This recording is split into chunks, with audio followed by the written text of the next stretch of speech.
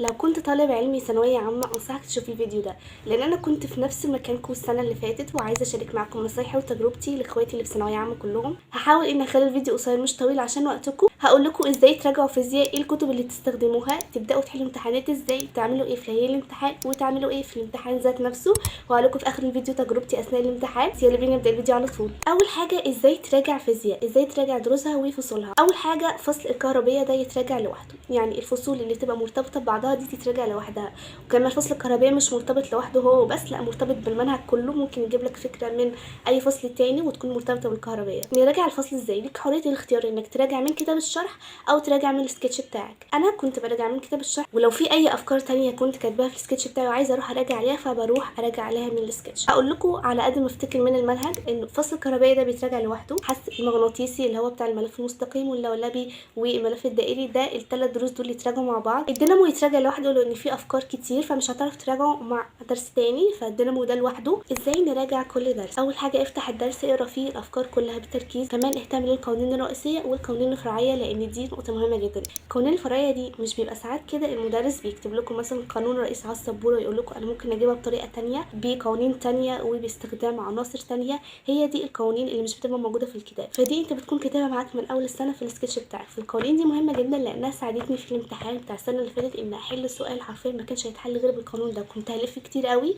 قبل ما احل السؤال ده لولا القانون الفرعي ده. فركزوا جدا على القوانين دي. كمان راجع الامثله المحلوله اللي بتبقى في نص الشرح لان دي بيكون فيها افكار حلوه ومهمه. زي ما قلت لكم ليكم حريه الاختيار انكم تراجعوا يا من الكتاب يا من السكتش. ده السكتش بتاعي اللي كنت براجع منه. دي مثلا مساله كان المدرس عندنا كاتبها لنا على السبوره، فلما بيجي المدرس يكتب لكم اي فكره على السبوره انتوا تكتبوها في الدرس ساعتها باي خط، ولما تروحوا تكتبوها بخط حلو عشان تعرفوا تفهموا اكتر. في نفس الوقت تعرفوا تراجعوا عليها في الاخر لما تكونوا عايزين تراجعوا عليها. بعد ما نخلص مراجعه كل درس بنروح على الاسئله بتاعه كتاب الشرح وبنراجع الاسئله اللي معمول عليها علامه بس. اكيد مش هتبقى بنفس الصعوبه اللي كانت عليها اول السنه لانه طبيعي بنكون اول السنه ولسه حالين السؤال ده فتبقى الاسئله دي جديده علينا. هتكون بعض الاسئله اللي عليها علامه دي فكرتها حلوه فعلا وعايزين نراجع عليها، بس الاسئله اللي عليها علامه بس دي اللي نراجع عليها مش اكتر. بعد كده بنروح على كتاب المراجعه بنحل كل الاسئله اللي على الفصل ده. يعني مثلا رجعت فصل الكهربيه بنحل عليه من كتاب المراجعه، واي اسئله تقف معانا بنعمل عليها علامه ونسال عليها المدرس في الحصه الجايه. انا كنت بعمل كده، يعني الاستاذ كان بيقول هنراجع مثلا على فصل الكهربيه كله فبذاكره وبحل عليه من كتاب المراجعه،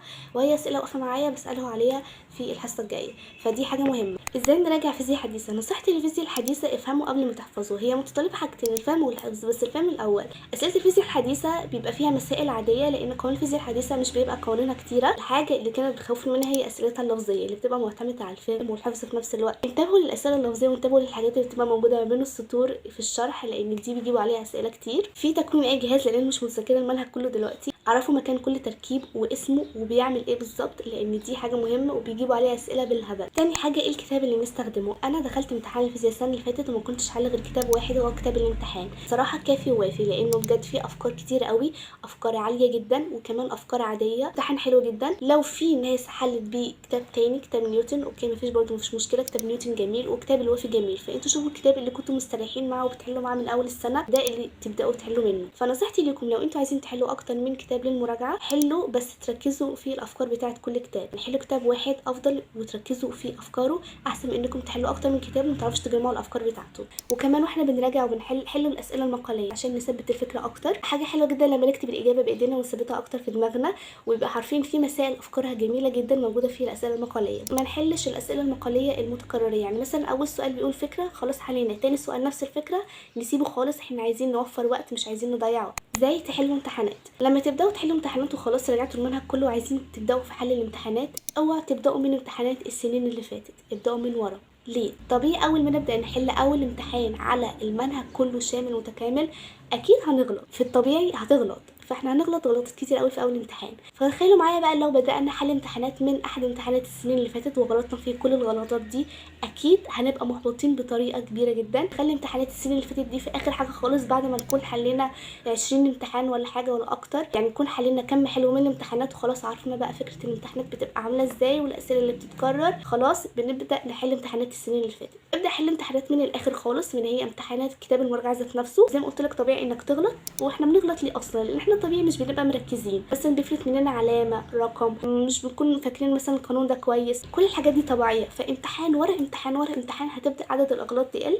فما تخافش لو غلطت كتير قوي، انا برضو كنت حرفيا بغلط كتير قوي، وكنت ساعات بقعد في السؤال كتير قوي. ده كله بسبب ان احنا ما كناش مركزين، بسبب ان احنا لسه مش متعودين على الامتحان، فده امر طبيعي. ركزوا على كل حرف، مش كل كلمه، كل حرف، لان بجد الحرف بيفرق جامد في الاجابه. وكمان اقروا السؤال من اوله لاخره، لان ساعات الاجابه تبقى في اخر السؤال برضو، وبتكون حليت اجابه تانية خالص لو انت ما قريتش اخر السؤال. فالفيزياء لازم تتقرا بتركيز جامد جدا. كمان وانتوا بتحلوا الامتحانات خدوا الوقت الكافي بتاع كل امتحان، يعني 3 ساعات، حتى لو كنت بتحل امتحان في ساعه ونص او ساعتين. ليه؟ لان الوقت الباقي ده هيخليك تراجع على الاسئله كمان مره. ممكن تكون ناسي علامه، ممكن تكون ناسي رقم، ممكن تكون ناسي حاجه مكتوبه في اخر السؤال تفرق في الاجابه بشكل كبير جدا. فكل الحاجات دي هي اللي بتخلينا نغلط في الاخر، واحنا بنكون عارفين الاجابه، بس ده من قله التركيز. فاعملوا كده عشان لما تيجوا تراجعوا الامتحان في الاخر تلاقي ان عدد الغلطات قليل، او تكونوا جايبين درجه حلوه قوي في الاخر. وحاجه مهمه جدا، ما نقعدش جنب السؤال كتير قوي، نعود نفسنا على الحل الخفيف وايدينا الخفيفه، وفي نفس الوقت تكون الاجابه الصح ونكون حالين بتركيز، لان ده هيساعدنا في امتحان اخر السنه بعد كده اللي احنا نظبط وقتنا ونكون حالين كل الاسئله، وما يكونش الوقت خلص واحنا لسه ما حليناش بعض الاسئله. نعمل ايه في ليالي الامتحان؟ طبعا احنا بنكون مراجعين على الفيزياء كلها قبل كده وحلين عليها امتحانات، بس لو عايزين تراجعوا على القوانين المهمه بسرعه راجعوا عليها. في نقاط مثلا انتوا لسه مش مظبطينها قوي ممكن تراجعوا عليها. انا افتكر في ليالي الامتحان كنت قاعده وجبت جلده الكتاب من ورا وقعدت اكتب كل القوانين اللي موجوده في المنهج كلها حرفيا بالترتيب من دماغي من غير ما ابص على الكتاب. ده بيساعدني ان انا اركز اكتر، ان انا اثبت القوانين دي اكتر وما انساهاش. ولو في قانون وقف معايا مش عارفه اجيبه، ده هيخليني ان انا اروح اشوفه، وفي نفس الوقت هيثبت في دماغي اكتر. واحنا رايحين لحصص المراجعه بتاعه المدرسين نركز في كل كلمه هما بيقولوها، لانه ممكن يقولوا اي سؤال او اي فكره جديده علينا او احنا ناسيينها او ممكن ننساها. تكتبوا على طول في السكتش بتاعكم عشان لما تروحوا تراجعوا عليها. يعني مثلا ده السكتش بتاعي كان بيبقى فيه هنا ملاحظات كنت بكتبها ورا المدرسين. كنت بعمل كمان ملخصات، يعني شوفوا الملخصات دي كلها ملاحظات يا جماعه، بجد بتفرق معايا جدا. خلاص بتديني فكره عامه على الاسئله وبعرف احل الاسئله في الاخر. طبعا في ليالي الامتحان بنكون مقضيينها كلها حل اسئله، حل امتحانات، حل اسئله. انا كنت كمان بحل في جرايد، يعني الجرايد اللي بيبقى فيها اسئله دي الصراحه مش فاكره هل بيبقى فيها افكار جديده ولا لا، بس كنت بحل، يعني ممكن لو لقيت فكره جديده استفاد منها. فلو حد عايز منكم يحل جرايد اوكي مفيش مشكله. حلوا امتحانات في ليالي الامتحان، هتعملوا ايه غير انكم تحلوا؟ لو غلطتوا لحد ليله الامتحان ده برضو امر طبيعي. انا بجد كنت بغلط في ليله الامتحان، بس اوعوا يعني تحبطوا نفسكم، احنا لسه مازلنا بنتعلم، لسه مازلنا بنغلط وبنتعلم. فما تخافوش لو غلطتوا في اسئله ليله الامتحان، ده امر طبيعي نوعا ما. بس كل اللي احنا نركز واحنا بنحل عشان ما نديش فرصه نفسنا اللي احنا نغلط اكتر. كمان في ليله الامتحان ما تشربوش اي منبهات سواء كانت قهوه او شاي، لان ده هيقلل من تركيزكم وممكن ما تعرفوش تناموا كويس ساعتها.